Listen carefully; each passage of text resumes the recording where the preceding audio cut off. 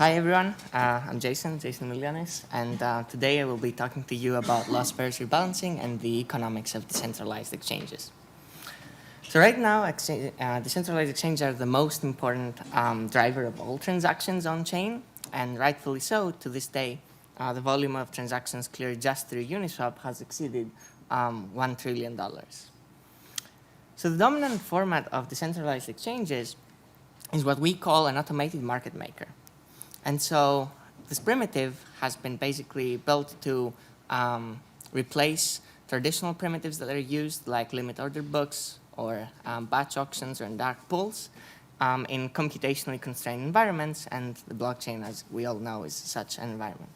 So how does an AMM basically operate? Well, in an AMM, liquidity providers are organized into pools of joint assets.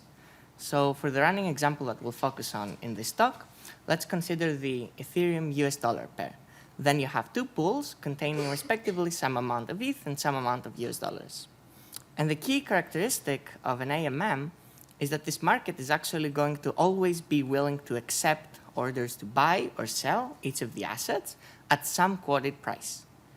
And so the question then is, what is this quoted price? How is this quoted price determined?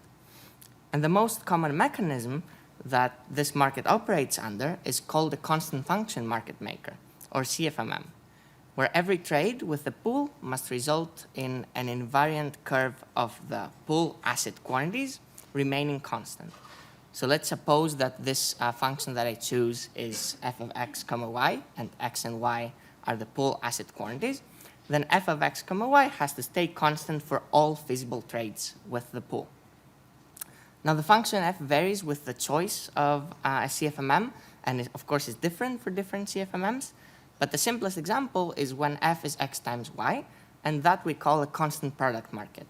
That is what you have seen, or you might have seen implemented as Uniswap v2, at least. So what questions might we want to understand about AMMs, you would ask? It turns out that there's a lot of questions, but I guess certainly one extremely important that we want to understand is basically the risk that liquidity providers undertake when they provide liquidity in this market. And so you'll wonder, well, where does this risk come from? I didn't hear anything for this until now. And the answer is that this risk comes from what is called adverse selection. And this adverse selection exists because this AMM only changes price with the trades that it sees, or at least the ones that we'll be examining here with passive liquidity providers. So what happens is that because the price of the AMM does not change, but you have external markets whose prices actually do change, the AMM has stale prices. And these stale prices are getting peaked off by arbitrageurs, or like informed parties, you should imagine them as, who are basically aware of these prices on the alternative venues of exchange. So these alternative venues of exchange could be a centralized exchange, could be another decentralized market, it could be any sort of these markets. And we call these adverse selection costs lever, short for loss-versus-rebalancing, and this is what I'll focus on in this short presentation.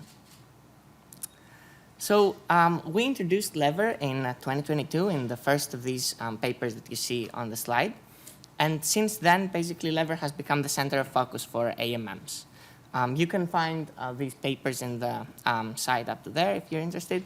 But as a matter of fact, a large part of the literature since we introduced that has actually been devoted to figuring out ways to mitigate these adverse selection costs lever in AMMs.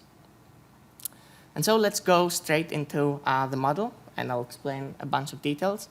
So to show a simple version of that, we will have a risky asset, X. Again, you should imagine Ethereum as that asset, and a numeraire asset, Y. You should imagine US dollars for that. Everything will be denominated in the numeraire asset, and so we'll only care about the risky asset, basically. We're going to denote by PT the market price of the asset at an unlimited depth external venue, like a centralized exchange. And we're going to use the standard price model that's used in quantitative finance, that is the Black-Scholes model. So the assumption we'll make is that the price model follows a geometric Brownian motion. And for those of you who might not be very familiar with this model, the 1-minute explanation is that over small time horizons, the returns of the asset on this period are going to be normally distributed, with a mean that's driven by a drift mu and a standard deviation which is driven by volatility sigma. So the price is going to look something like the red curve that you see on the slide. And then what you also have is that you have these people, the arbitrageurs, as we said, these parties, who actually observe this external signal of the price, this PT. And they're going to transact with the AMM in such a way that is as best profitable for them at any moment. So an AMM is depicted in the curve that you see on the top of the slide. And it's basically, we're going to use a reparameterization of it that is basically going to say how many quantities of each asset you have parameterized by the price that currently exists. This is basically equivalent to taking some implicit value theorem on the functional expression of a CFMM. And so just like I alluded to earlier in my reference to the Black-Scholes model, what we are going to analyze is going to be the delta hedge returns of liquidity providers. So the question is, how do you hedge to a first order? Well, you do that by sorting whatever quantity of risky asset, Ethereum, you have at any given moment in your LP position at every point throughout time. And so we define these hedged returns that are remaining after the hedging as lever sub T that arises, as we said, due to slippage and the fact that these stale AMM prices are being picked off by these arbitrageurs. So our main theorem is that these returns obtain a sleek form that instantaneously is going to be the product of the marginal liquidity that the AMM offers times the quadratic variation of the price process, or otherwise how much the asset roughly fluctuates. So for example, in the special case that's the constant product market that I told you about earlier, where basically you have the product of the two asset quantities be the invariant, then we obtain the crisp characterization that these adverse selection costs are exactly sigma squared over 8. What this is actually telling you is that for a daily volatility of 5%, the percentage of your assets leaking away to adverse selection would be roughly 11% of your assets annualized, or 3 basis points roughly daily. Now you might say, 11%, is this a lot, is this a little, what should I think about it? And the point is that that is actually going to depend on the trading fees that are received by the AMM.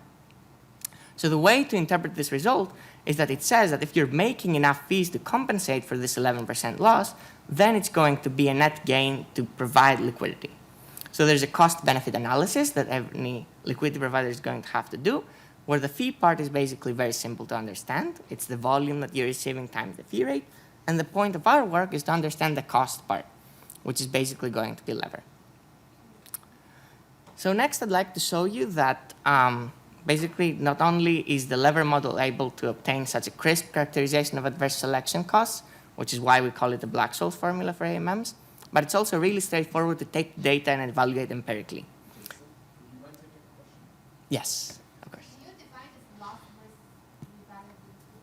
How is this formula defined? I don't understand the formula definition. So the formal definition is basically going to be take whatever your position actually is on the AMM, and then hedge the risky asset throughout time. So remove out of the portfolio value of your LP position, remove the value that holding the risky asset off-chain would give you. So at these market prices PT.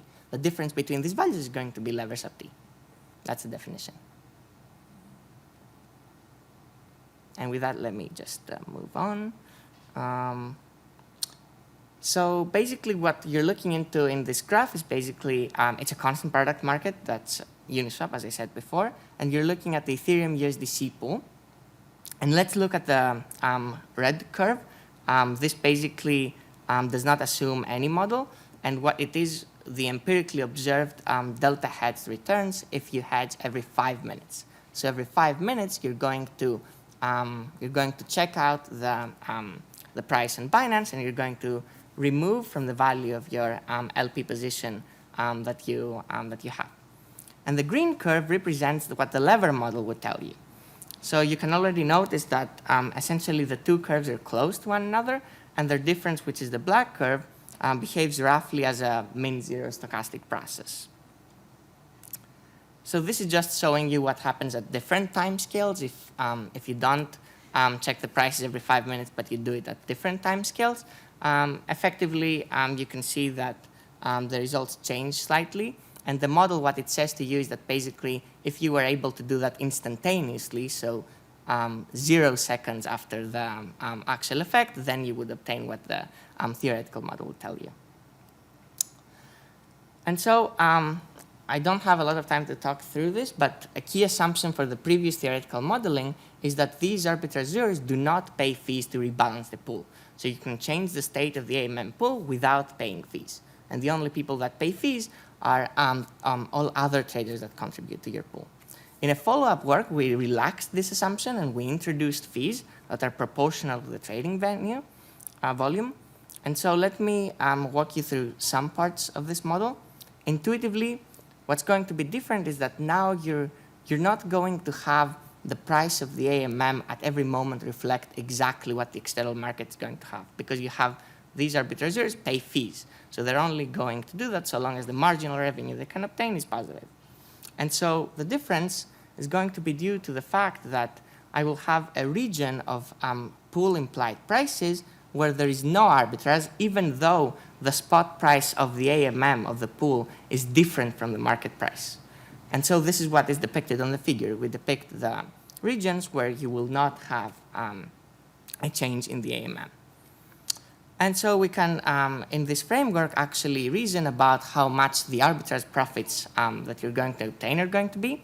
And in an asymptotic framework where the arbitrageurs are only allowed to basically trade with the pool, you should imagine this as the block time discretely, so with a block time of delta t, the arbitrage profits are roughly going to be levered times the probability of trade. That's going to depend on this trading fee that you have, the volatility, and also the block time. But let me not go into further detail for this. And so the key thing is that this work gives us implications on how we should actually do AMM design to try to mitigate these adverse selection costs. There's lots of big categories, but there are three the key approaches that you can take. First of all, the one of dynamic fees, where what you're basically trying to do is that you're trying to adjust the fee that your AMM is giving based on the market conditions. So, for example, volatility or variance or lever. The second approach is going to be that of Oracle AMMs. So there you're actually trying to have a fee that gives you some hint towards the external market price, and you're trying to incorporate that into the quoted price that your AMM gives. And the third approach is that of the auctioning or trying to monetize lever. So basically, if you could somehow auction off the right to arbitrage the AMM, for example, that could be the first trade of every block or some other appropriate definition, then you could basically obtain compensation that you can give back to the LPs, and so then effectively you'd be net zero. So let me conclude by saying that lever allows you two key things.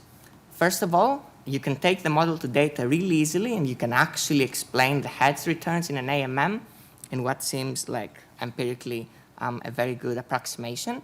And secondly, you can make crisp predictions about the adverse selection costs in a setup similar to the standard Black-Scholes model.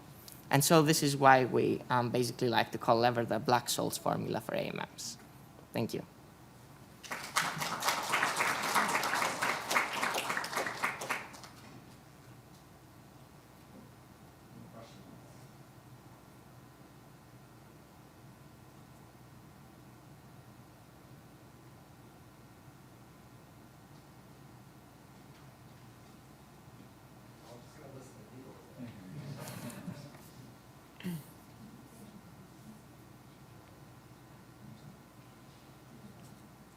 Thank you, Jason. This is really interesting work, and as you point out, it seems to have been extremely foundational in understanding kind of liquidity provision and the costs of providing liquidity.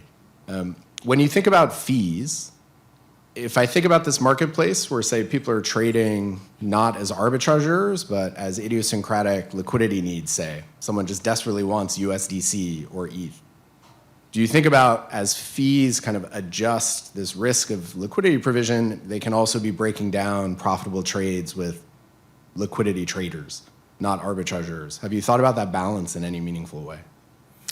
Yeah, so I think what you're kind of saying is that basically every time that I actually have these arbitrary trades, actually in between I could have also traders from other people that have these idiosyncratic things that you say. And so this actually formally means that lever is going to be an upper bound on the losses that your pool is going to get if all you're getting, or like a good approximation for what you're getting, was effectively only the arbitrage trades.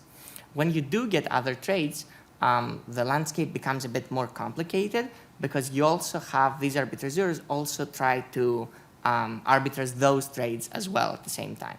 So actually what happens is that since an AMM always has finite price impact, whenever a trade is being made, the arbitrageur is actually going to try to restore the price to the original one at every time point. So now what's going to be lever is the sum of all of those trades instead. So the entire informational symmetry that you'd have is still being captured, but the first trade in the block, the loss that you'd see because of that, that would not in total be lever. And so this is why the model empirically still works well, because it looks like the entire informational cost is exactly lever, but on a trade-by-trade basis, depending on its characterization, it might not be entirely lever. Very interesting. Thank you. Any other questions for Jason? All right. Thank you very much. I'm just going to use this microphone. Our next speaker is Abdu Ndiaye, who's going to tell us about transaction fees on Ethereum and Bitcoin.